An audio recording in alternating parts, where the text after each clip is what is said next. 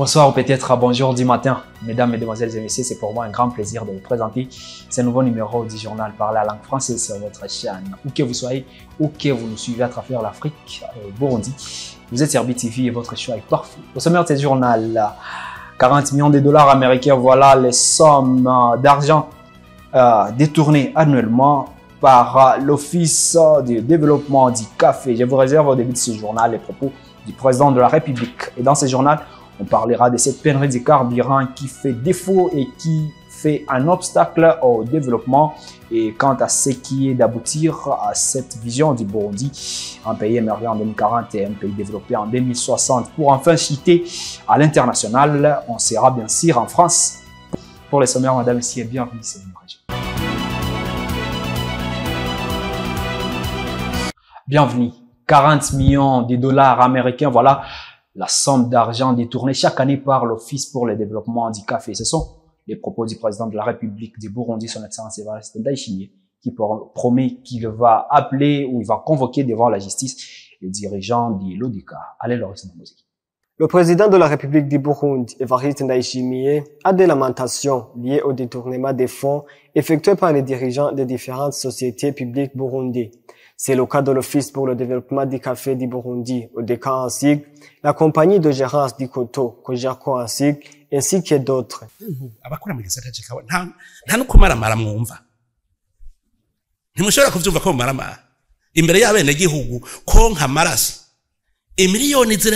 Parfois, je me demande, est-ce que ceux qui travaillent dans le secteur du café, vous n'avez pas honte? Sucez le sang des citoyens.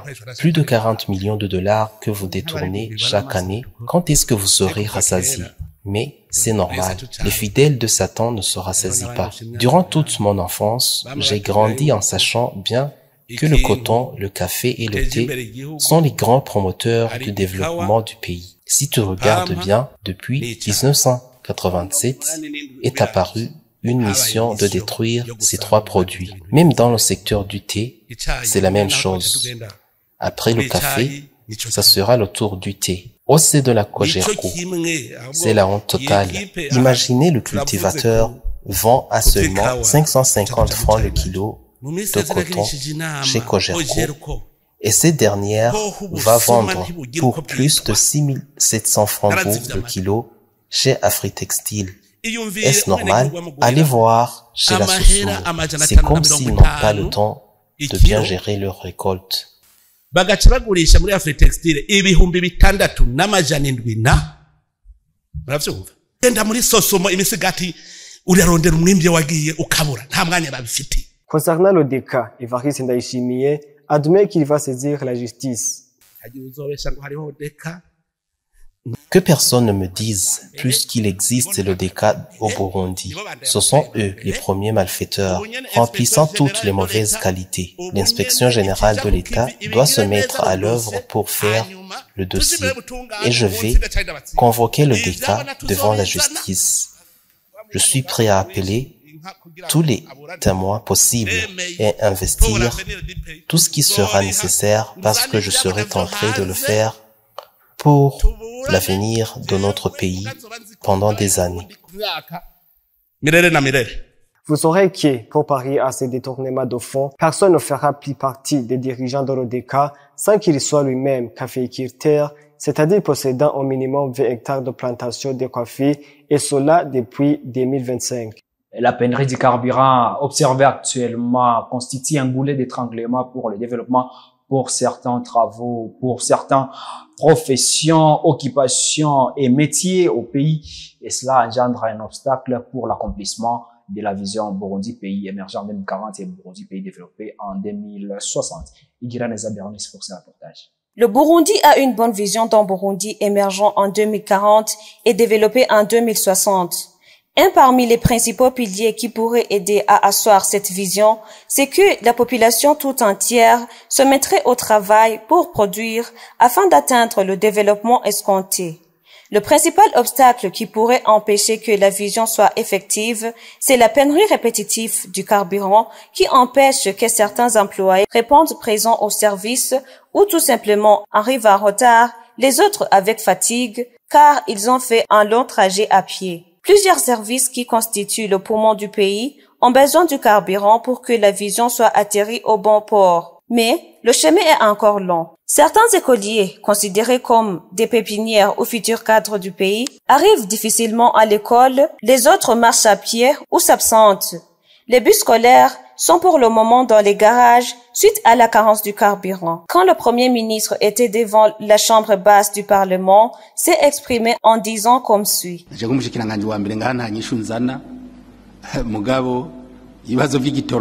Moi, comme Premier ministre, je ne vous promets rien comme solution à ce problème de carburant. Pour trouver solution à cette pénurie, il y en a ceux qui ont proposé une voie pour que les devises soient disponibles, mais ce qui est important, c'est de savoir qu'est-ce que nous vivons actuellement sont des répercussions des sanctions que le pays a subies depuis 2015 jusqu'en 2020. Peut-être la situation ne s'est pas aggravée à cette période car le grenier de l'État était stable. Nous avons pu surmonter.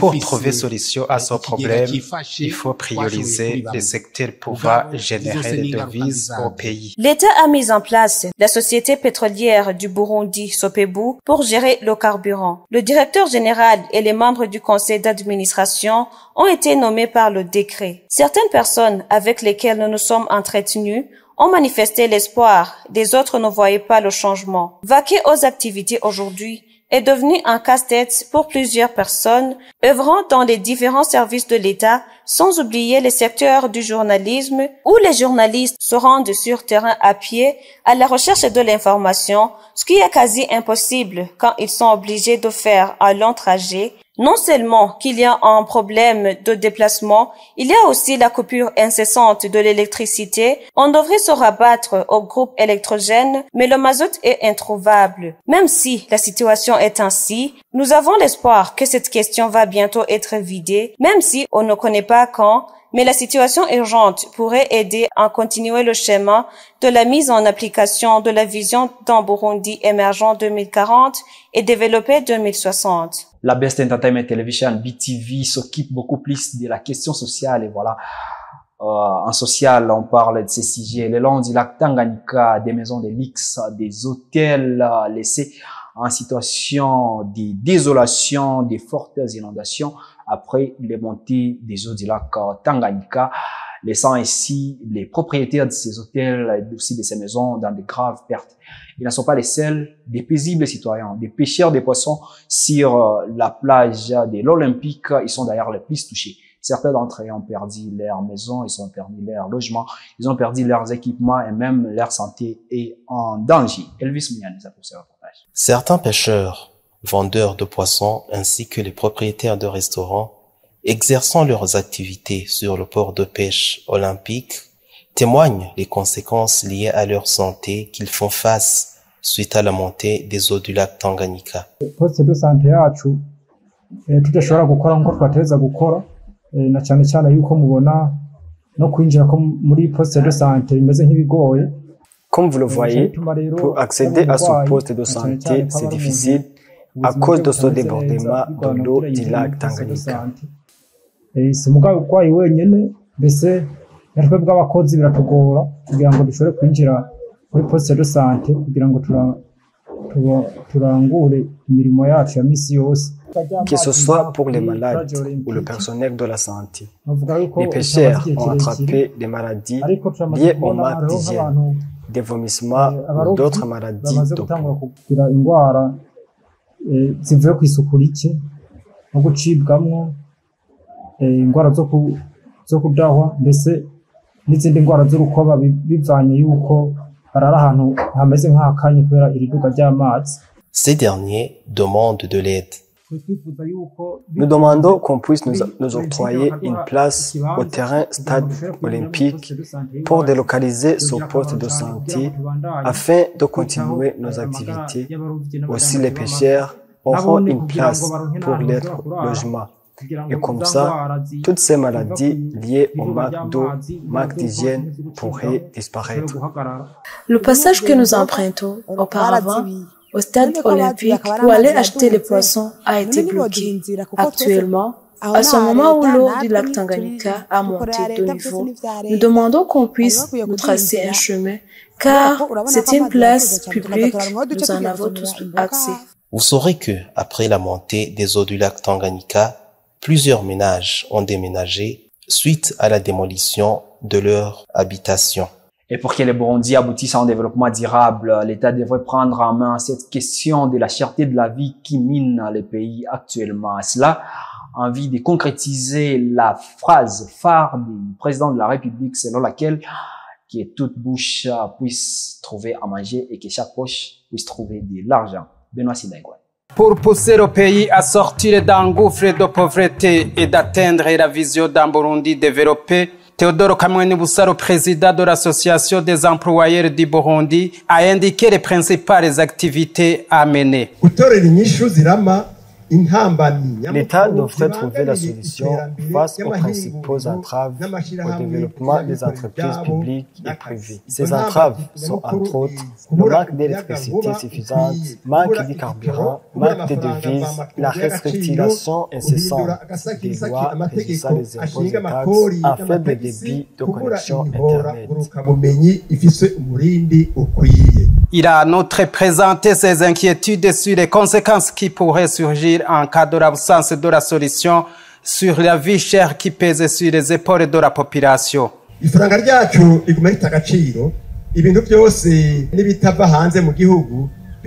Notre monnaie continue à prendre une dépréciation. Les prix de la production intérieure à un niveau exponentiel. Si cette alliance continuerait comme ça, l'Association des employeurs du Burundi, AEB, s'inquiète que la vie des employés leur sera bientôt difficile à gérer, ce qui va générer des mésententes entre les deux parties sous prétexte que les salaires sont minces, alors qu'en général, la situation de la vie chère est partagée. La plupart des pays traversent cette crise, mais en sort vainqueur, car ils se rabattent aux spécialistes en la matière pour trouver la solution aux problèmes posés. Il est donc recommandé que l'État emprunte cette voie dans l'optique de trouver la solution durable à ce problème.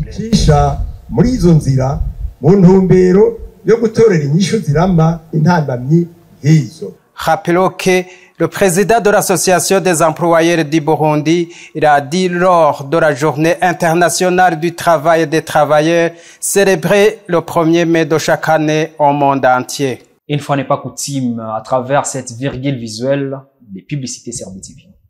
Chacun peut être expert dans son domaine. Tu peux être expert en toute analytique. Tu sais qui sera la prochaine star de la saison. Tu peux être expert de tous les matchs. Tu es un expert en statistiques ou en opinion des autres. OneXBet t'aidera à démontrer ton expertise. Exprime-toi. Tu es l'expert. Hello. Can you have Blaugrana Crew, please? Blaugrana Crew! Blaugrana Crew! Blaugrana Crew!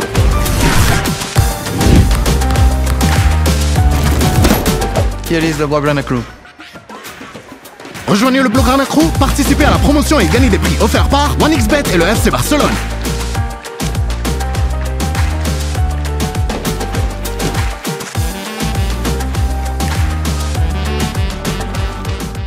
Sortons un peu du Burundi et parlons de l'actualité internationale avec vous, Elvis Mounianiza. Tout de suite en Afrique du Sud pour parler de cette situation d'un bâtiment qui s'est effondré et qui a fait des victimes. Mais toutefois, il y a d'autres survivants qui ont passé des heures sous les décombres. Et enfin, on sera en France justement pour parler de cette situation de la vidéosurveillance. Est-ce qu'il est permis pour un employeur de mettre ou d'installer des caméras de surveillance dans son entreprise justement pour surveiller ses travailleurs? La réponse, c'est à travers ces reportages et cette actualité internationale avec notre confrère Elvis Mounianiza.